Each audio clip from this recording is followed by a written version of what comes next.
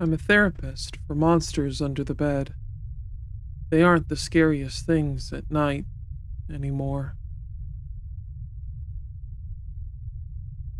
Did you send in the closet man? I asked my secretary. She sighed and heard her yell for him. I could hear the distinct thumps on the ground before hearing the familiar tone. He's on his way. From my secretary. There was a knock on the door. I adjusted my desk and walked up to the door to open it up. There, standing in casual clothing, was an 8-foot tall man. His face had a large split down the middle, exposing rows of sharp teeth. His eyes were glossy white, and legs were nothing but long stumps, which struggled to keep his body balanced. He bared his teeth somewhat, smiling as I gestured to the couch where he slowly sat down. How are we doing today, Vic? I asked. He covered his face with his fingers. Relatively bad, so to say, he hissed. He reached his hand down to pet my cat who was cuddling against his leg. I smiled as I sat down and asked my first question. So, what brings you here? Every night, I go to a different house, hiding in the closets of unsuspecting kids, cowering beneath their blankets in an attempt to introduce them to the meaning of fear.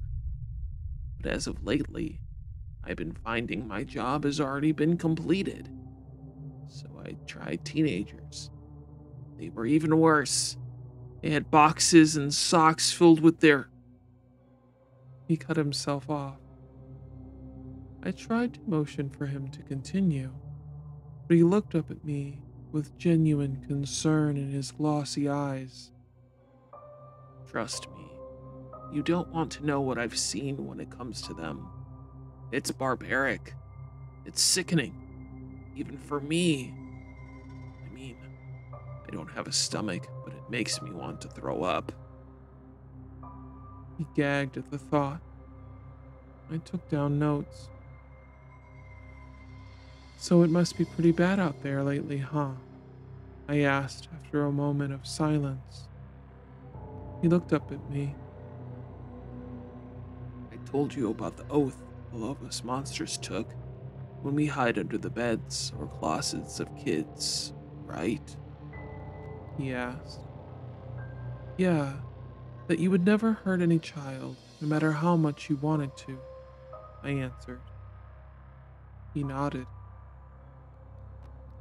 Lately, during my nightly calls, there's been something else with me. I can't begin to describe it. It was this feeling of pure evil, darkness that void the feeling you have when you feel you're in danger. I hid in this child's closet. I could only describe it as just this dark cloud which passed over the house. It was the closest thing I'd ever been to being afraid for myself. He shuddered. Was there a possibility that it was the boogeyman? I mean, next time he comes in, I'll ask if he knows about this and see if we can... It's not him. It's not the boogeyman. It's not any monster or demon I've met. It wanted me dead. I knew it did. I have a lot of angels out to get me, but this wasn't an angel either. He had a look of pure terror on his face. He began to tear up as I looked outside of my window to see a strange man lurking in the shadows. What the hell? I asked out loud. So I called my secretary. Hey, Kelly, is there anybody scheduled after the closet man? I asked, knowing the answer. No, but there was someone in here earlier asking about someone by the name of Victor. I dropped the phone. Victor was the man's real name, the name before he was given the job of being a monster under the bed. Vic, we need to get you somewhere safe. I don't think you're safe here, I said. He stood up on his stumps and awkwardly walked to the door. Where do we go? He asked. I shrugged. We both walked out of the office. He dissipated into smoke and moved along the shadows as I walked out of the office with him, feeling close behind me. The man was standing next to a pole about 100 feet from my car. I began to panic as I rushed into the car. Victor took form in the car again, taking up the entire back seat. I looked into the mirror and sighed with relief. When I turned to the passenger side, I screamed in terror, as did Victor. The man was standing next to the car, asking to roll down the window. I was frozen in fear, and I tend to fucking monsters. This made no sense. Everything I had seen, werewolves, skeletons, ghosts, the literal boogeyman, and yet I trembled in fear at this man. He had a steel gray mustache. His hair was unkempt, looking like it was covered in cornstarch, and he was dressed like a businessman. He gave a warm smile as he reached out for me to shake his hand. My name is Timio.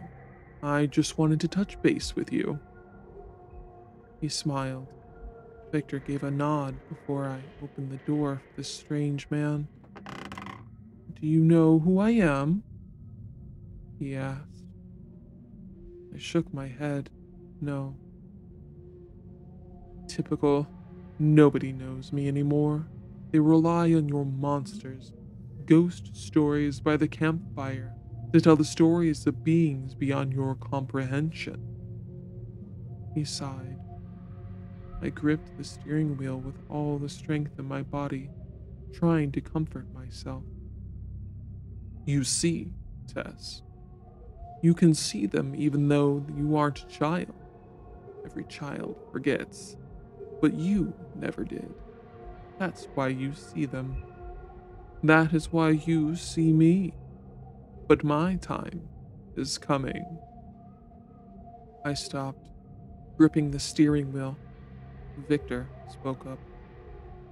What do you want from us? He asked. Timio looked back and smiled. It's not about what I want from you. It's what I'm going to do to all of you. He said, happily.